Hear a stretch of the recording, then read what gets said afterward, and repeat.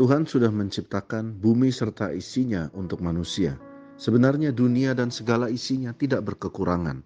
Kehidupan manusia juga seharusnya tidak berkekurangan. Kita dapat melihat ada tempat yang kelebihan air, ada tempat yang kekurangan air. Ada tempat yang kelebihan bahan makanan, ada tempat yang kekurangan bahan makanan. Ada orang-orang yang kelimpahan dan tidak habis-habisnya pekerjaan. Ada orang juga yang kekurangan, minta satu pekerjaan saja tidak dibuka-bukakan. Sehingga kita menyadari bahwa ini bukannya kita kekurangan akan berkat, tetapi kita kekurangan akan hikmat. Kita perlu hikmat Tuhan. Sehingga adanya acara ini setiap hari kita membaca Amsal, meminta hikmat Tuhan lewat nabi-nabinya seperti Salomo, Raja Salomo dan berbagai orang, Daniel dan sebagainya.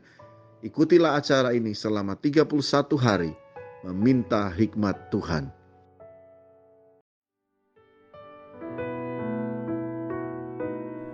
Ku tak dapat jalan sendiri,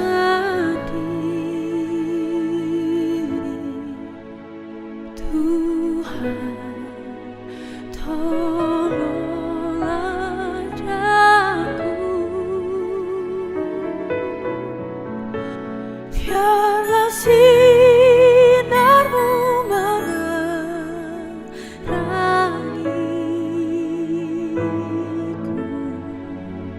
sebab ku tak dapat jalan sendiri.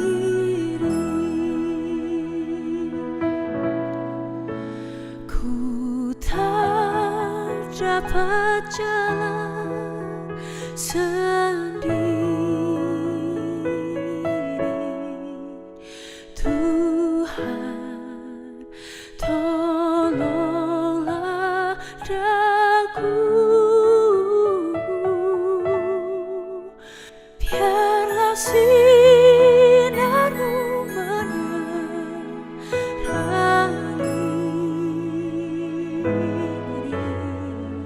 sebab ku tak dapat jalan sendiri.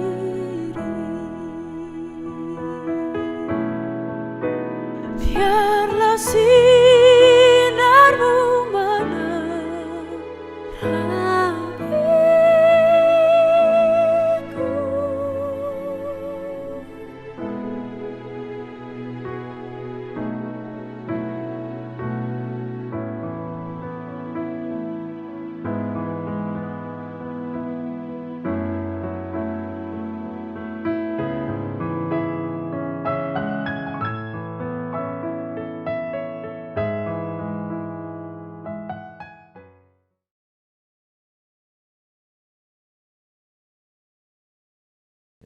Shalom dan selamat pagi. Hari ini kita masuk ke hari ke-14 Amsal 14, di mana kita belajar selama 31 hari. Hari ini seri yang ke-14, hari yang ke-14 Amsal 14. Kita akan bacakan, perempuan yang bijak mendirikan rumahnya, tetapi yang bodoh meruntuhkannya dengan tangannya sendiri. Ayat 2, siapa berjalan dengan jujur takut akan Tuhan, tapi orang yang sesat jalannya menghina Dia. Ayat 3, di dalam mulut orang bodoh ada rotan untuk punggungnya, tetapi orang bijak dipelihara oleh bibirnya. Ayat 4, kalau tidak ada lembu, tidak ada gandum, tetapi dengan kekuatan sapi banyaklah hasil. Jadi ternyata di sini ditulis bahwa sebuah kekuatan panen akan terjadi kalau ada orang yang mengerjakannya, atau ada sapi, atau ada alat untuk membantu mengerjakannya. Jadi bukan mendadak begitu ya, tetapi harus melalui sebuah proses. Ayat 5, saksi yang tidak berbohong, tetapi saksi yang setia tidak berbohong, tapi siapa menyemburkan kebohongan adalah saksi dusta. Ayat 6, pencemooh mencari hikmat tetapi sia-sia, sedangkan bagi orang berpengertian berpengetahuan mudah diperoleh. Jauhilah orang bebal, karena pengetahuan tidak kau dapati dari bibirnya. Mengerti jalannya sendiri adalah hikmat orang cerdik, tetapi orang bebal ditipu oleh kebodohannya. Ayat 9, orang bodoh mencemoohkan korban tebusan, tetapi orang jujur saling menunjukkan kebaikan. Hati mengenal kepedihannya sendiri, dan orang lain tidak dapat turut merasakan kesenangannya. Ayat 11, rumah orang fasik akan musnah, tetapi kemah orang jujur akan mekar. Rumah orang fasik akan musnah, tetapi kemah orang jujur akan mekar. Kata mekar ini artinya sebuah bunga jadi tambah besar. Jadi sebuah rumah akan membesar atau bertambah itu apabila Anda menjadi orang yang jujur. Rumah orang fasik akan musnah. Dikatakan mungkin bisa besar dan sebagainya, tapi ujungnya akan musnah. Tetapi orang yang jujur jalannya, kemahnya akan mekar. Mari kita amini dan kita semua belajar menjadi orang jujur, sehingga rumah kita akan diperbesar dan kapasitas kita akan semakin ditambah oleh Tuhan. Ayat 12, ada jalan yang disangka orang lurus tetapi ujungnya menuju maut. Ayat 13, di dalam tertawa pun hati dapat merana dan kesukaan dapat berakhir dengan kedukaan. Ayat 14, orang yang murtad hatinya menjadi kenyang dengan jalannya, dan orang yang baik dengan apa yang ada padanya. Ayat 15, orang yang tak berpengalaman percaya pada setiap perkataan, tetapi orang bijak memperhatikan langkahnya. Jadi disebutkan orang yang tak berpengalaman percaya pada setiap perkataan. Oh Pak, mari kita bisnis ini. Oh ya percaya, semua percaya. Tetapi orang yang bijak memperhatikan langkahnya. 16, orang bijak berhati-hati dan menjauhi kejahatan, tapi orang bebal melampiaskan nafsunya dan merasa aman. Siapa lekas naik darah berlaku bodoh, tetapi orang yang bijaksana bersabar. Orang yang tak berpengalaman mendapat kebodohan, tetapi orang yang bijak bermahkotakan pengetahuan. Orang jahat tunduk di dekat orang baik, orang fasik di depan pintu gerbang orang benar. Orang jahat tunduk di dekat orang baik, orang fasik di depan pintu gerbang orang benar. Oke, saya lihat nih ayat ini agak membingungkan. Kita lihat bahasa Inggrisnya.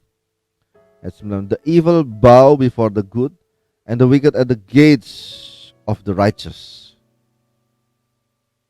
Oh, jadi di sini di ayat 19 ini kita kembali lagi bahwa kejahatan itu dekat sekali dengan orang-orang yang berusaha untuk baik, dan di dalam sebuah pemerintahan pun, dalam suatu organisasi yang baik pun banyak sekali orang fasik yang duduk di dekat situ.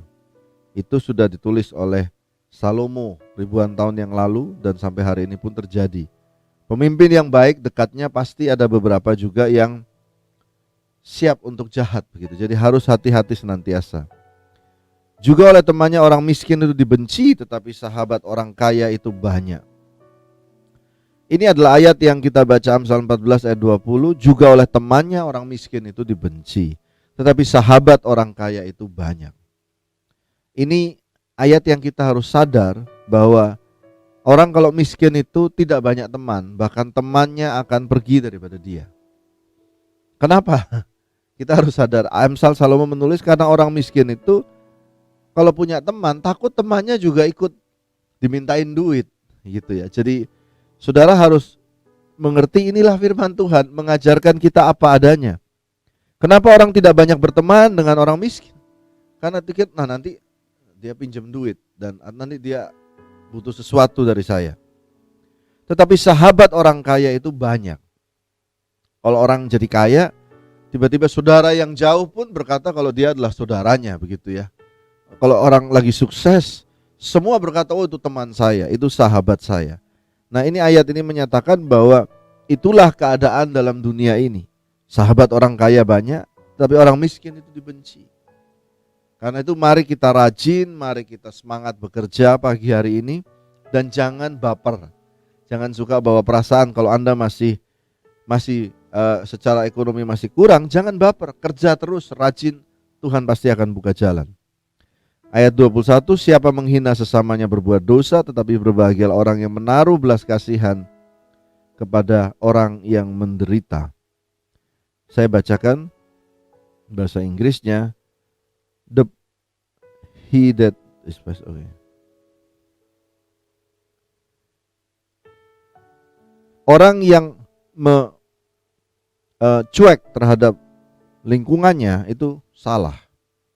Tetapi orang yang mempunyai kemurahan kepada orang miskin, orang yang berkekurangan, berbahagialah dia. Jadi mari kita banyak bersedekah ya. Siapa menghina sesamanya berbuat dosa, tetapi berbahagialah orang yang menaruh belas kasihan pada orang yang menderita. Salomo menulis kalau kita ini jadi manusia, kita melihat sesama kita sedang jatuh, jangan dihina, tetapi berilah belas kasihan kepada orang yang sedang jatuh. Disebut engkau akan berbahagia. Jadi kalau saudara lihat ada hamba Tuhan sedang dalam masalah, jangan diceritakan kejelekannya, tetapi Alkitab berkata mengajarkan kepada kita. Kalau engkau lihat dia jatuh, kasih belas kasihanmu, maka engkau akan disebut berbahagia.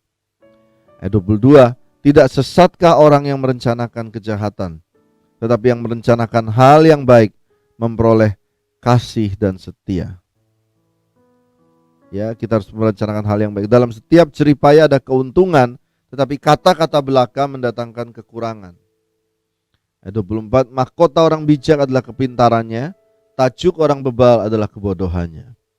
25, saksi yang setia menyelamatkan hidup, tetapi siapa menyembur-nyemburkan kebohongan adalah pengkhianat.